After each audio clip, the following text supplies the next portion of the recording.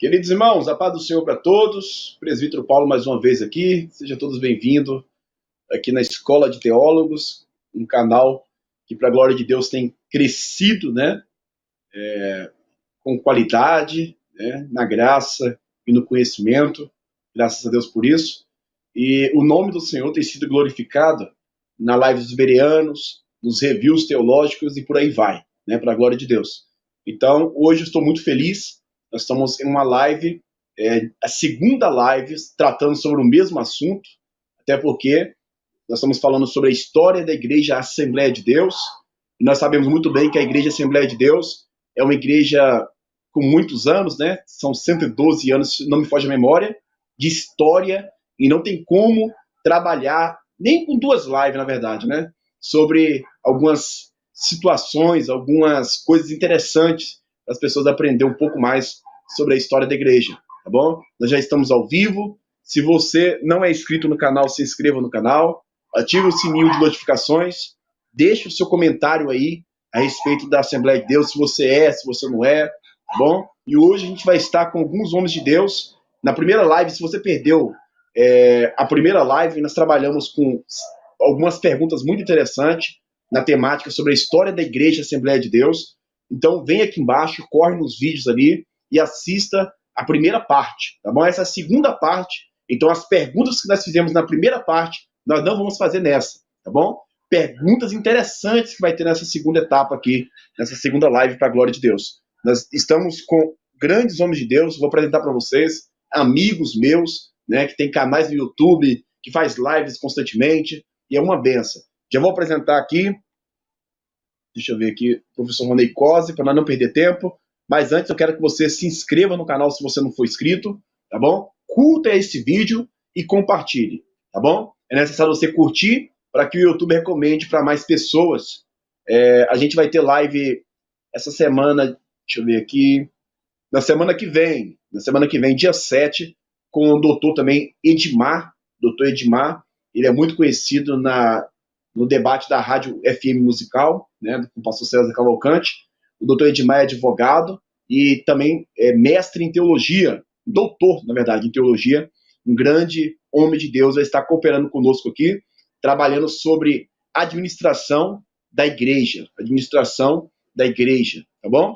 E sem muitas delongas, já vamos apresentar o nosso professor Ronei Cose, e depois os demais irmãos for chegando, porque tem um dos irmãos que está participando, ele não vai poder ficar até o final. Ele vai poder ficar só até as 8h50. Tá bom? Por isso a gente está adiantando um pouco essa live. Deixa eu já chamar o professor, meu querido Ronei Cose. Glória a Deus. Professor Ronei, Pai do Senhor, meu querido, Deus abençoe, seja bem-vindo mais uma vez. Olá, presbítero Paulo, boa noite, querido, paz do Senhor, boa noite a todos os internautas aqui, todos os internautas que acompanham o canal aqui, a Escola de Teólogos. E, Paulo, já vou começar agradecendo aí pela gentileza do convite, uma alegria muito grande estar com você aqui novamente, viu? Glória a Deus. Alegria nossa, meu querido. Eu quero que o senhor, já que a gente iniciou um pouquinho mais cedo, uns 7 minutos mais cedo, eu quero que o senhor se apresente, fale um pouco do seu canal, fica à vontade, aproveita que os irmãos ainda não chegaram, os dois que vai estar participando conosco. Fala também um pouco sobre as obras do senhor, né? As obras que o senhor escreveu. Fica à vontade, meu querido. Fica à vontade, em nome de Jesus. Paulo, obrigado pelo carinho. Eu falo aqui do Espírito Santo, sirvo na Assembleia de Deus como evangelista. A minha igreja local é a Assembleia de Deus de Itacibá, na cidade de Cariacica. Nosso pastor é o pastor Lani Miné Jardim. Aproveito aqui para mandar o meu abraço para ele, para toda a nossa igreja. E a minha formação maior é na área da teologia, com bacharelado, mestrado e agora o doutorado em andamento pela PUC-Rio. Tenho também 2 cursos livres na área de teologia e sou licenciado em pedagogia, história, licenciando em ciências da religião e possuo formação em psicanálise. Eu gostaria de destacar aqui em particular uma obra que publiquei em 2020, até trouxe aqui para mostrar para vocês o volume 1, ela foi publicada em 2 volumes, que é a minha enciclopédia teológica, numa perspectiva transdisciplinar. Esta obra foi publicada pela editora Reflexão em 2 volumes, e ela contém aproximadamente, quase 300 artigos e verbetes sobre temas gerais da teologia e de outras áreas de conhecimento também, como a própria psicanálise, psicologia, didática, história. É por isso mesmo o nome da obra, Enciclopédia Teológica numa perspectiva transdisciplinar. A obra está disponível no site da editora Reflexão, você pode comprar os volumes em separado, pode comprar juntos, o kit completo, no caso os 2 volumes. Eu recomendo que compre-se os 2 volumes, o kit completo, até porque o volume 2, na verdade, ele dá continuidade à sequência dos artigos que estão em ordem alfabética.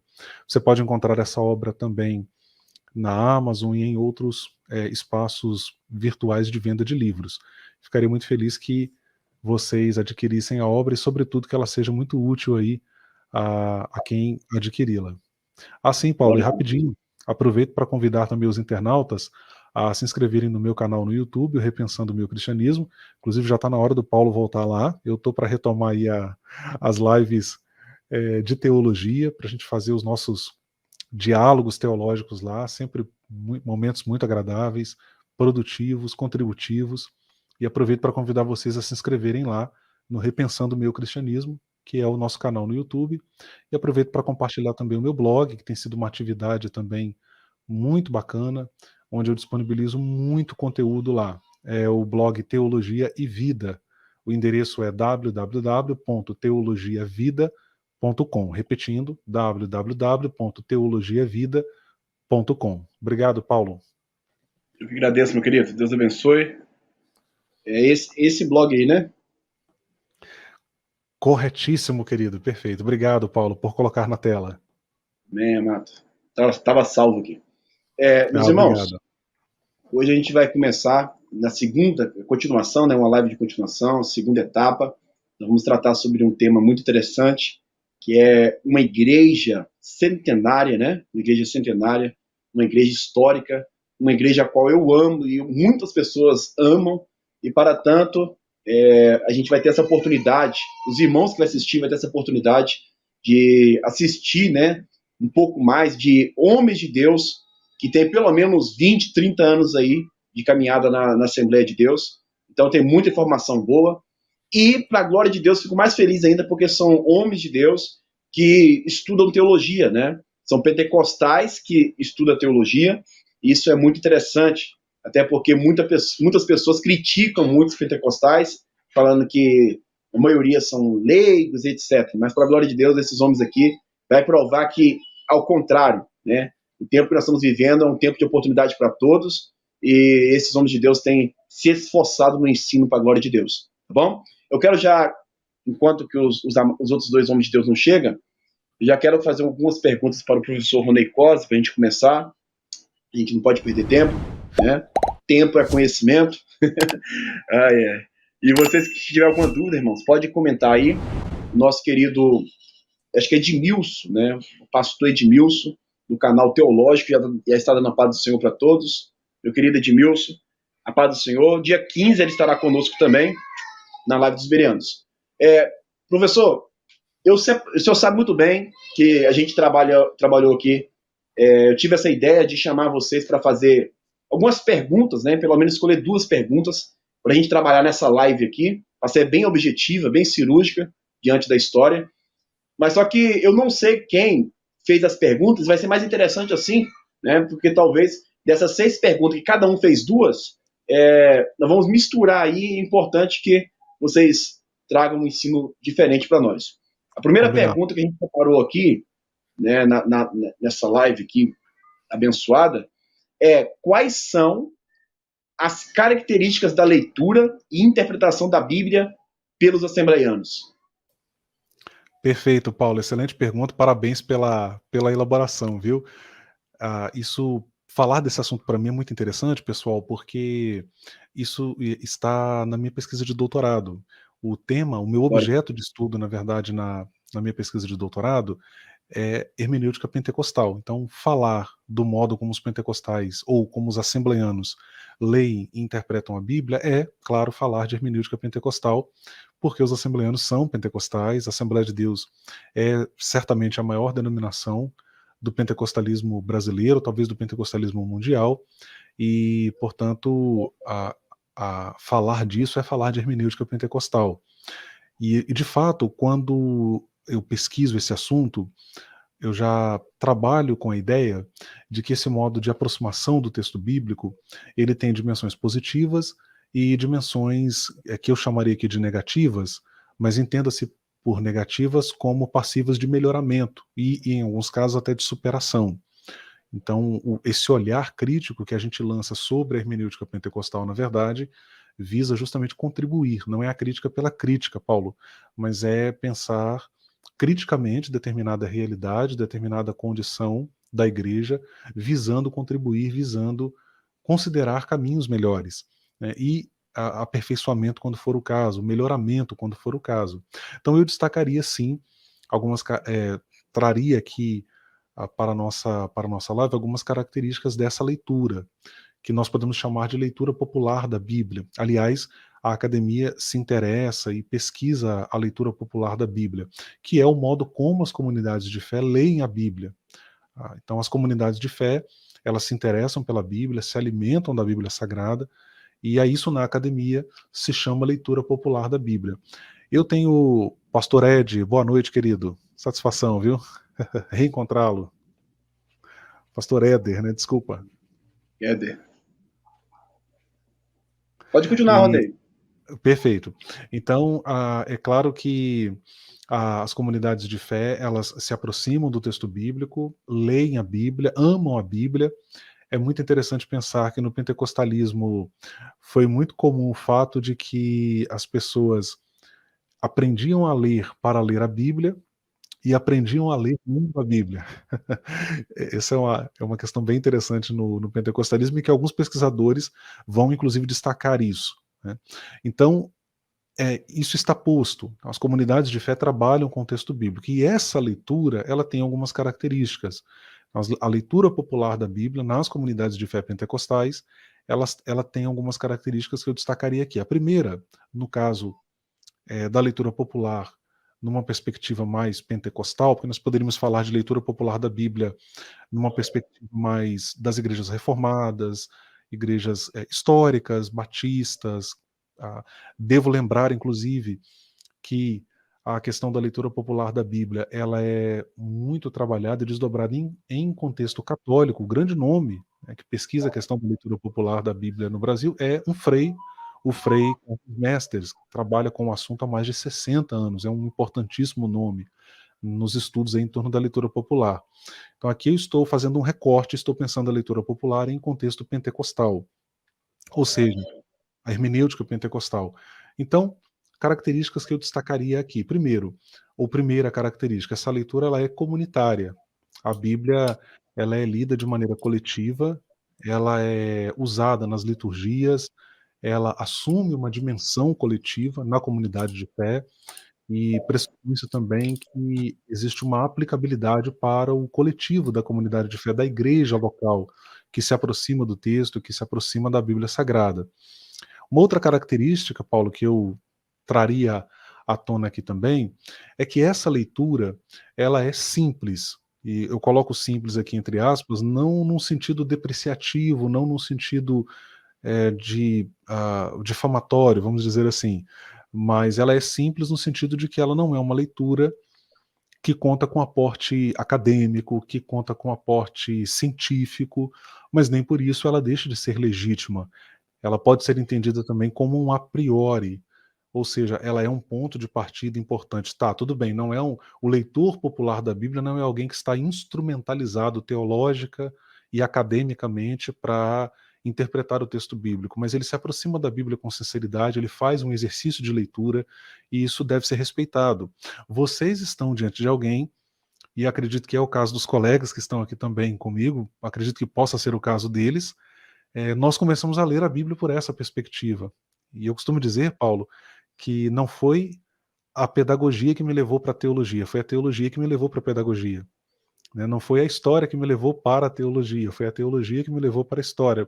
E o que me levou para a teologia? Então a teologia provocou tudo, mas o que me levou para a teologia? A leitura da Bíblia. Foi essa leitura simples, desprovida de aparato acadêmico, teológico, mas a partir dali o interesse foi crescendo, foi aumentando, e acredito que como eu há outros muitos espalhados pelo Brasil. Essa leitura também é uma leitura que fala a vida. Então, a leitura da Bíblia nas comunidades de fé pentecostais, ela tem, por vezes, ela é conectada à vida. É uma leitura que visa responder a demandas que as pessoas estão enfrentando nas suas vidas pessoais. Elas recorrem ao texto bíblico para encontrar no texto bíblico esperança, força para a caminhada, iluminação para tomar as suas decisões. Então é uma leitura diretamente conectada à vida. Isso é muito interessante. Uma outra característica que eu não poderia deixar de destacar aqui, colegas, é que essa leitura da Bíblia, na perspectiva pentecostal, assembleana, ela é pneumatológica. Então, um crente assembleano, ele é devedor direto, ele entende-se como um devedor ao Espírito Santo no que tange a interpretação da Bíblia. Então ele se aproxima do texto bíblico, geralmente, nós somos ensinados assim, somos instruídos assim, em postura de reverência, de devoção, entendendo que o Espírito tem um papel preponderante no entendimento e na aplicação da mensagem bíblica. Não é apenas um processo hermenêutico, mas é também um processo hermenêutico existencial, no sentido de que eu interpreto, mas trago isso para a vida, e no sentido de que eu me interpreto na medida em que eu interpreto o texto bíblico. Esse é um aspecto também bem interessante, que eu trabalhei na minha dissertação de mestrado, Paulo, e lá eu vou dizer, né, eu fiz um trocadilho com o cogito ergo sum de Descartes, aí eu vou dizer que na hermenêutica é interpreto logo existo. Né? Se Descartes fala penso logo existo, aqui eu estou dizendo interpreto logo existo. Né? Então eu transponho isso para o campo da leitura e interpretação da Bíblia. Mas essa leitura, e aqui concluindo a minha resposta, Paulo, essa leitura também tem algumas dimensões negativas. Uma dimensão negativa que eu destacaria é a dimensão literalista. Muitas vezes existe uma aproximação do texto bíblico que é literalista demais, em excesso. A Bíblia contém literalidade? É claro que sim. A Bíblia contém historicidade? É claro que sim. Mas levar categorias da ciência, da história, introjetar isso no texto bíblico pode desembocar num literalismo que é exagerado e que muitas vezes acaba não correspondendo ao que de fato a mensagem bíblica está dizendo. Né? Uma outra dimensão negativa é a fundamentalista, e eu destacaria ainda a dimensão anti-intelectualista ou anti-intelectual. Então a gente ainda convive também com isso no pentecostalismo, a gente percebe que existe um fundamentalismo teológico, religioso muito forte. Uma característica do fundamentalismo é que ele particulariza a verdade. Não, verdade é o que a minha tradição teológica afirma, verdade é o que a minha tradição religiosa ensina. Né? As outras eu coloco em xeque. Isso é um reflexo de um movimento fundamentalista. Né? E isso acaba sendo muito ruim, por isso mesmo o protestantismo ele convive com várias verdades absolutas e às vezes com dificuldade de dialogar. Né? Então, é uma dimensão a ser superada, que a gente precisa trabalhar, entendendo que eu posso fazer as minhas afirmações de fé, enquanto pentecostal que sou, sem necessariamente deixar de escutar outras tradições. Concluo aqui, Paulo, obrigado. Espero ter contribuído aí. Muito, meu querido. Essa questão que o senhor disse aí é interessante, né? O senhor falou bastante coisa interessante, na verdade, mas não tem como a gente pontuar tudo. Mas uma das coisas que me chama muita atenção é a questão do irmão falar da estrutura, né? E muitas vezes se fecha diante de alguns assuntos. Isso aí, a ponto de não querer ouvir, não querer debater. Isso aí pode ter um lado bom, mas pode ter um lado também meio preocupante, né? Porque se a pessoa tiver uma base sólida melhor que a gente temos que buscar de verdade dentro das escrituras se nós estamos realmente certos. E outra questão muito interessante que o senhor falou, e isso tem a ver com o pentecostalismo e também da Assembleia de Deus, é a questão de crer de fato, né? Não só na teoria, mas crer de fato nessa intensidade, nesse envolvimento com o Espírito. E infelizmente, nos tempos de hoje, são poucas igrejas que têm essa, vamos dizer assim, não só ler, né, mas ler, praticar, né, ter esse contato, essa sensibilidade do Espírito Santo. E isso é bem característico da Igreja Assembleia de Deus. Louvado seja Deus. Meu querido pastor Éder, a paz do Senhor, pastor Éder William, seja bem-vindo mais uma vez aqui na Escola de Teólogos, seja bem-vindo.